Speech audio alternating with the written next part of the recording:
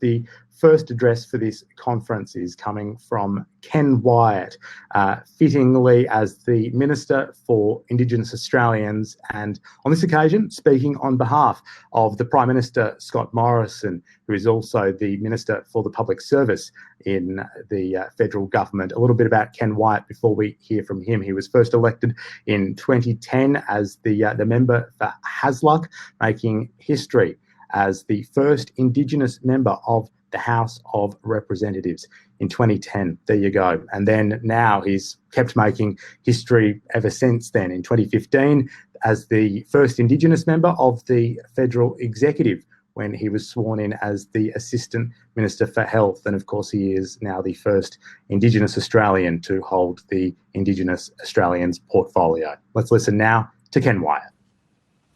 Kaya and Wanju. Hello and welcome in Nyunga.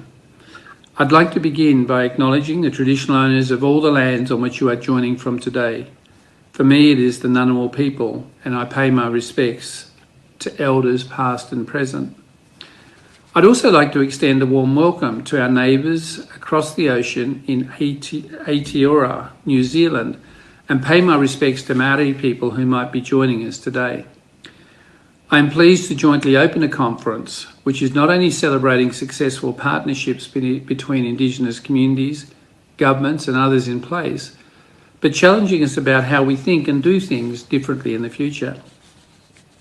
In relation to Australia, the Morrison government is changing the way it's working with Indigenous Australians. We are committed to an approach of genuine partnership, one that extends beyond decision-making to co-design, implementation, responsibility and accountability on the ground. We are also committed to place-based approaches, working with Indigenous communities and other partners in place to develop responses that support local needs and aspirations.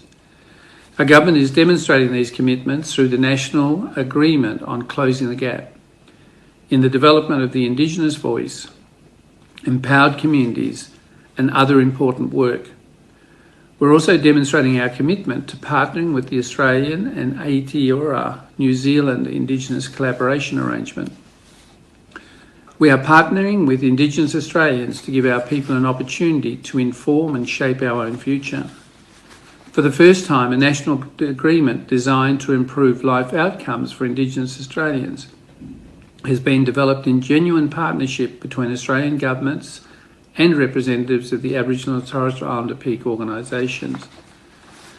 This national agreement also commits all parties to establishing new policy and place-based partnerships to respond to local priorities, an opportunity to continue work in a new and different way at a local level. In delivering on our commitment to co-design options for an Indigenous voice and to improve local and regional decision-making, Indigenous Australians and the broader Australian community from across the country, together with government, have developed proposals for local and regional voices and a national voice. These proposals are as a result of a robust process and are currently out for public consultation as part of a two-stage true co-design process. The collective efforts of government and the community to respond to COVID-19 and the Black Summer bushfires have demonstrated the power of strong on-the-ground partnerships, Indigenous leadership and harnessing Indigenous knowledge and perspectives. As we move to recovery and position ourselves to address future challenges, we need to strengthen existing partnerships and establish new ones. I encourage you to build on the successful work that will be showcased at this conference and to actively support proud partnerships in place. My best wishes for the success of the conference. Enjoy the deliberations and the sharing of ideas that you will experience during the conference. Take care.